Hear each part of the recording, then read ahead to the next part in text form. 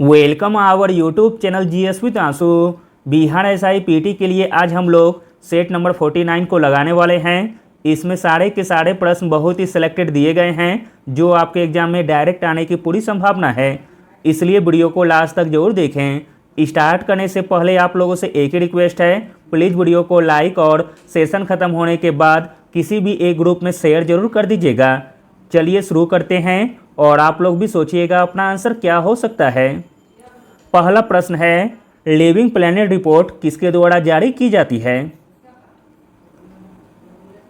Living planet report जारी की जाती है world wide fund for nature के द्वारा। Option number A, world wide fund for nature, जिसका मुख्यालय स्विट्जरलैंड के ग्लांड में स्थित है। अगला प्रश्न देखते हैं, इंपॉर्टेंट प्रश्न है, किस भारतीय प्रधानमंत्री ने पहले नरसिम्हा राव की सरकार में वित्त मंत्री के रूप में कार्य किया था? तो दोस्तों वह प्रधानमंत्री थे Manmohan Singh. Option number C, जिसने नरसिम्हा राव की सरकार में वित्त मंत्री के रूप में कार्य किया था। अगला प्रश्न देखते हैं, इंपॉर्टेंट प्रश्न है, भारत के संविधान के अनुसार मानव तस्करी और जबरन श्रम पर प्रतिबंध का उल्लेख निम्नलिखित अनुच्छेदों में से किसमें किया गया है? इंपॉर्टेंट प्रश्न है। तो दोस्तों वह अनुच्छेद है अनुच्छेद 23। ऑप्शन नंबर ए, भारत के संविधान के अनुसार मानव तस्करी और जबरन श्रम पर प्रतिबंध का उल्लेख किया गया है अनुच्छेद 23 में। अगला प्रश्न देखते हैं, इंपॉर्टेंट प्रश्न है, ग्राम पंचायत का संगठन किस सिद्धांत पर आधारित है? ग्राम पंचायत का संगठन आधारित है गांधीवादी सिद्धांत पर। Option number B. अगला प्रश्न देखते हैं, इंपॉर्टेंट प्रश्न है, सियाचिन ग्लेशियर में स्थित है? तो दोस्तों सियाचिन ग्लेशियर में स्थित है काराकोरम श्रेणी। Option number A. अगला प्रश्न देखते हैं, कोरियोलिस प्रभाव किसका परिणाम है? आंसर है ऑप्शन नंबर सी, पृथ्वी का घूर्णन का। अगला प्रश्न देखते हैं, इंपॉर्टेंट प्रश्न है, ऋग्वेद की अधिकांश सभ्यता किस नदी के पास स्थित है? ऋग्वेद की अधिकांश सभ्यता स्थित है सरस्वती नदी पर। Option number B. अगला प्रश्न देखते हैं, इंपॉर्टेंट प्रश्न है, बुद्ध के जीवन की कौन सी घटना भारतीय कला में पहिए के रूप में दर्शाई गई है? तो दोस्तों वह घटना है प्रथम उपदेश। Option number B. अगला प्रश्न देखते हैं, इंपॉर्टेंट प्रश्न है, स्टेनलेस स्टील किसका मिश्र धातु है? स्टेनलेस स्टील मिश्र धातु है लोहा, क्रोमियम और निकेल का। Option number A. अगला प्रश्न देखते हैं, इंपॉर्टेंट प्रश्न है, गैस्ट्रिक जूस में पाया जाने वाला अम्ल कौन सा है? राइट आंसर है ऑप्शन नंबर सी, हाइड्रोक्लोरिक अम्ल। अगला प्रश्न देखते हैं, इंपॉर्टेंट प्रश्न है, पहला अंतर्राष्ट्रीय पृथ्वी शिखर सम्मेलन कहाँ आयोजित किया गया था?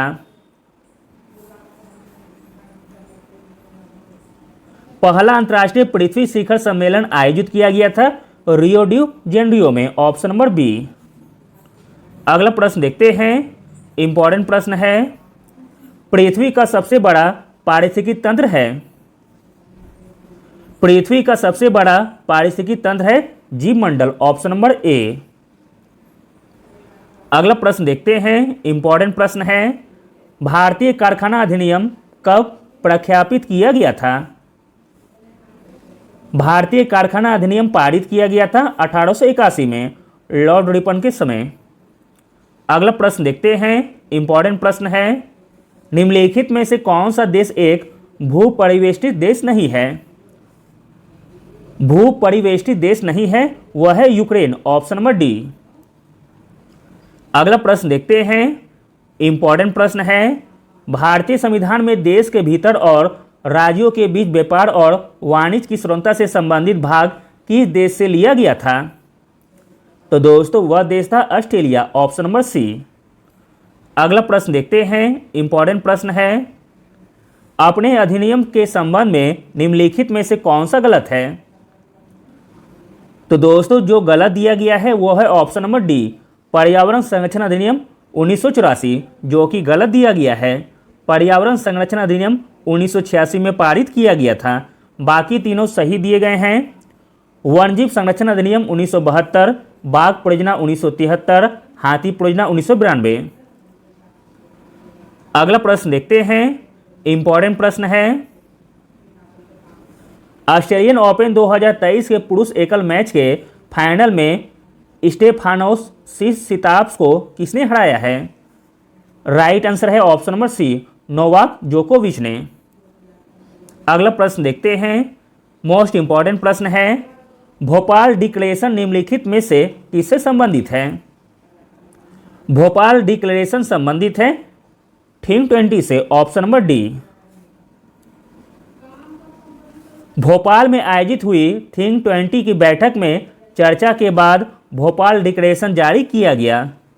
अगला प्रश्न देखते हैं, इंपॉर्टेंट प्रश्न है।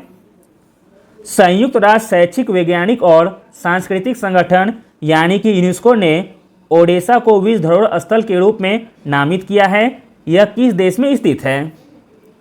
तो दोस्तों यह स्थित है यूक्रेन में, ऑप्शन नंबर डी। अगला प्रश्न देखते हैं, इंपॉर्टेंट प्रश्न है। पेट्रो पावेल 28 जनवरी 2023 को किस देश के राष्ट्रपति बने हैं? आंसर है ऑप्शन नंबर डी, चेक गणराज्य का।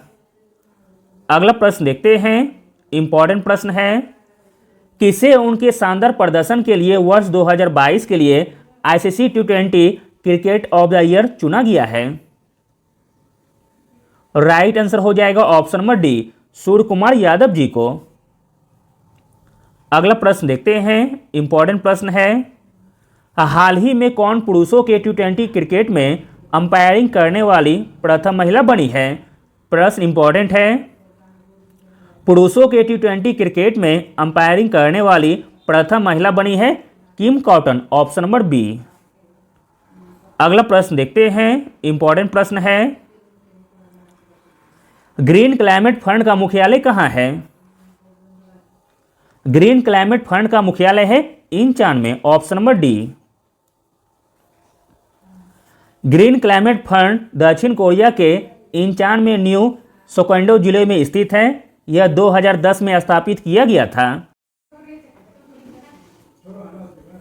अगला प्रश्न देखते हैं, इंपॉर्टेंट प्रश्न है। आलू यट्टू डैश राज्य का लोक नृत्य है? आलू यट्टू लोक नृत्य है नागालैंड का, ऑप्शन नंबर ए। अगला प्रश्न देखते हैं, इंपॉर्टेंट प्रश्न है। इनमें से किनका उपयोग इत्र और स्वाद देने वाले एजेंट बनाने के लिए होता है? इत्र और स्वाद देने वाले एजेंट बनाने के लिए होता है ईस्टर का उपयोग, ऑप्शन नंबर ए।